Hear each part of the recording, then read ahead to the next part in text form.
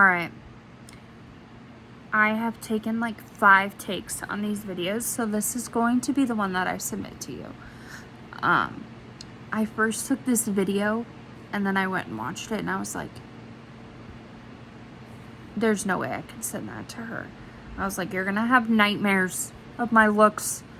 And it was like 9 minutes long, and I'm like, not only is she gonna see me in her sleep, she's gonna hear me. So I also figured out that you can like set your camera to not flip your face, because that drives me insane. I'm like, I don't look like that. So now it's not gonna flip my face, and this will be the video that I submit to you. But that's just a preface. I think I started at 10. It's now 11. That's how many takes I've taken on this. It's not good for me. Anyways, let's get started. So we all had a 4-year-old male who had RSV with like some asthma. I think he was initially admitted for the mild persistent asthma with acute exacerbation, and then his RSV panel came back positive. So he was started on Flovent twice a day, and then high flow oxygen, 14 liters at 21% sobrimer. So, and then he was also getting albuterol, which they had stopped for a little bit, but then they started up again, which I really think helped, because when the students first went in, they were saying like they could really see those retractions, the increased work of breathing. And then by the time we went in there around 2, I want to say 1:32, he had already had the albuterol around 11, they said. So it had set in, and you could definitely tell he was breathing more comfortably. He was still belly breathing, but he wasn't really like retracting. And then I couldn't even hear like crackles or wheezing, so it was good. But he was also talking to us, so I'm not really sure I heard it the best. But, alright. So one thing about me is I'm really geeky when it comes to like lab values. So I talk about lab values a lot, but it's because like I always see like these abnormal things, and I like associate them with like the worst possible thing. Like, oh my gosh, they have low white blood cells, like they have leukemia, or like they're in kidney failure, like their BU and creatinine ratio is high. But then I always like, I have to like look at it and be like, all right, let's do some research on why it may be this. Because like for him, he had low creatinine, high alkaline phosphate, high BU and creatinine ratio. So I will reassure you, everything is okay. He's not in chronic kidney failure.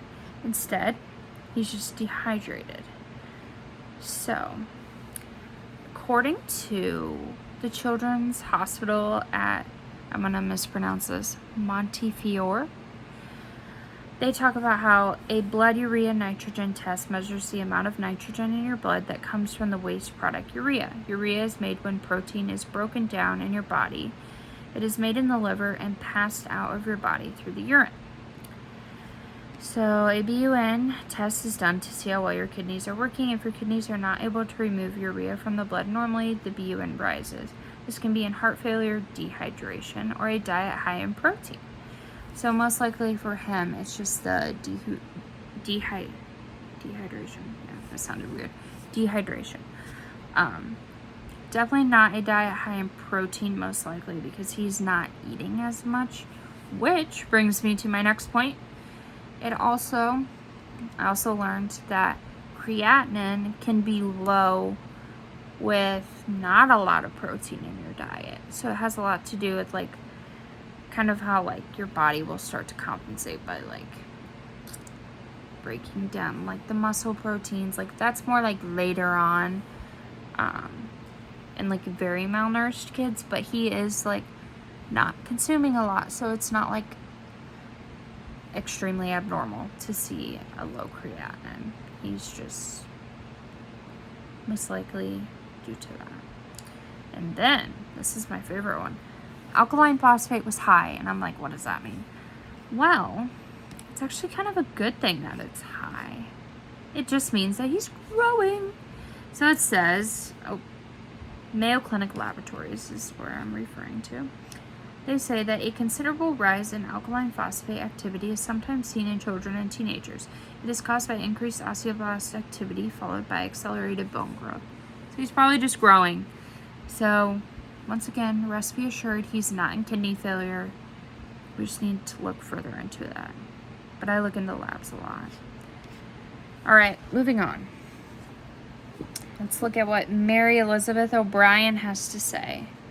So for her, I pulled out this passage in 193. She says that working with children, you have a very clear sense of your own spirituality because they are very sensitive to the spiritual in others. You have to have a spirituality that projects total acceptance because if not, the kids can read right through it. And I was like, wow. That's like really like you have to like make sure that like you are like